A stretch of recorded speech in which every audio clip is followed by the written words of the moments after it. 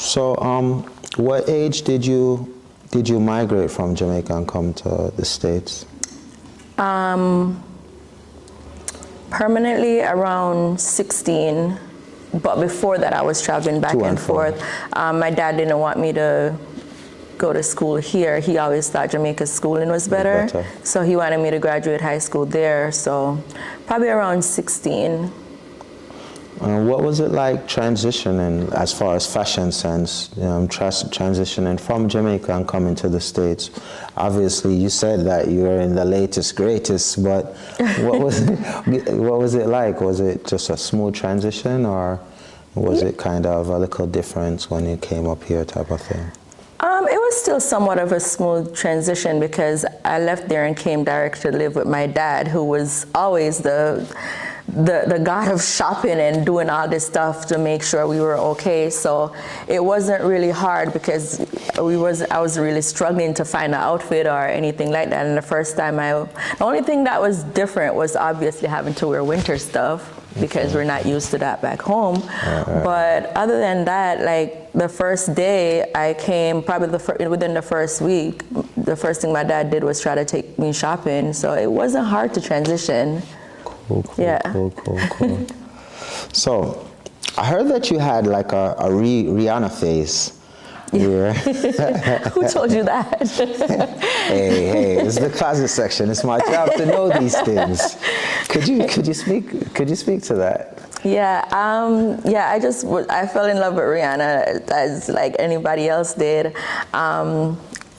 One of the first things that struck out for me was her hairstyle. So I went into that big Rihanna chop at one point. Cut off all my hair just to be like Rihanna. And anybody say anything about Rihanna, listen, you gotta talk to me first. Don't talk about Ree. Nice. But yeah, she's a fashion icon. Completely love her. So her style is definitely something that I try to mimic a lot back then when she first came out. So yeah, love me some Ree. That's pretty dope, pretty dope. So like in your younger years, I know you're daddy's little girl, but when you had to, maintain the swag on your own, what's some of the things that you might have done as far as, side jobs, maybe here, whatever, what have you? What's some of because the reason being is, we want the others out there to see, we know that it's a lot of nepotism that you had, but we also know that you're out here working hard, and I'm pretty sure you've always had that ambitious gene in you. So what's some of the things that you might have done in the earlier years? So when I came up, my dad just really wanted me to focus on schooling. But I also loved like the whole shopping piece and taking care of myself. And my dad used to always say, I don't want you to go to work, I don't want you to work, I just want you to focus on school. I ain't listen to that because I wanted my own money. So one of the first jobs I got working here was Filene's in Enfield, before it turned Macy's. And because the school that I was going to was out in Enfield. It was a community college before I transitioned to Central. So I went to Filene's, I got my job, and that's where I started to get my own money, where I could buy my own stuff. Because even though I know my dad provided, it's not, I don't like to always be like, can I get? So I just like to have my own, where I can do my own stuff and do my own shopping and provide for myself. So yeah, get it. Oh, thank you, honey. It shows ambition. That's dope. Yeah. That's dope. Obviously, I wrote these questions in a different way, but I still have to ask. What's the craziest thing you might have done for an outfit? So as I told you, I had a friend. She took 2, 3, and a 4 bus from Brooklyn all the way to New Jersey. And she did that just for a pair of, I think it was Prada shoes.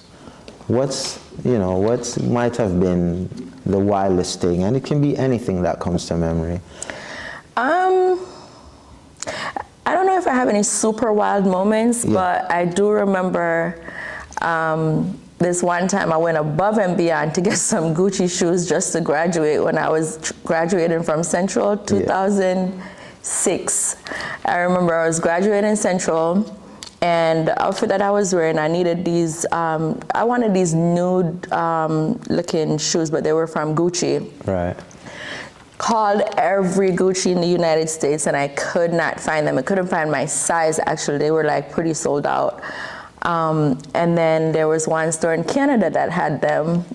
I didn't go to Canada, but I had a classmate from back in Jamaica that lived in Canada. I called them up and I'm like, Linky, like I need a huge favor. Like I need you to do something for me. And he's like, what's up, my boss? What you want? Yeah. Like, these Gucci shoes, you have to go find them for me. Yeah. He was like, what? This place is about an hour from me. I'm like, I don't care. Like, I need them. Man left from so Toronto, he left. Quebec. He went to go get them for me, and then I remember the shipping was, I forgot how much the shipping was. I didn't care. I was like, get them, sent him the money, and he shipped them over for me. So that was just like, I just felt like I was going way above and beyond to get these darn Gucci shoes. Well, I still have them though. They're nice and vintage now, because I'm pretty sure you can't find those anywhere now, but. That's international. You're international. Yeah, I was like, shop. find these. And it's crazy because last year when I had my birthday party, he came from Canada to come here and surprise me, and he spoke about it in the party. He was like, yo, I will never forget this. Whoa. Because he was like, I ain't doing that for nobody, but you must have really wanted these shoes. I wore it to my graduation. I was pretty happy. That's fire. That's fire. So we want to speak on you graduating, because that's something that I don't want to really glaze on. We want to highlight that, you know. You want to share your major? Yeah. So I had my associate's degree in sociology, minored in psych, and then my bachelor's in social work, and then I went and got my master's in social work. See, that girl is educated. Girl is just not a dolly. You understand? Someone a dummy, but she's a real dolly. You understand? Like, you have to go get a little education. It's not just putting on the clothes and fa la la la la. No, girl, yeah, she studied 2 books. Yeah. Anyway, yeah. No, don't. I'm kidding. I'm kidding. But no, that's super amazing, and it's very inspiring, you know, because we need more voices like you, you know, because people might look from the outside and just think that, oh, you know, it's just looks and there's nothing behind it, and that's very motivating. Yeah, thank you. So I say this to everyone, and I'm pretty sure you notice it also.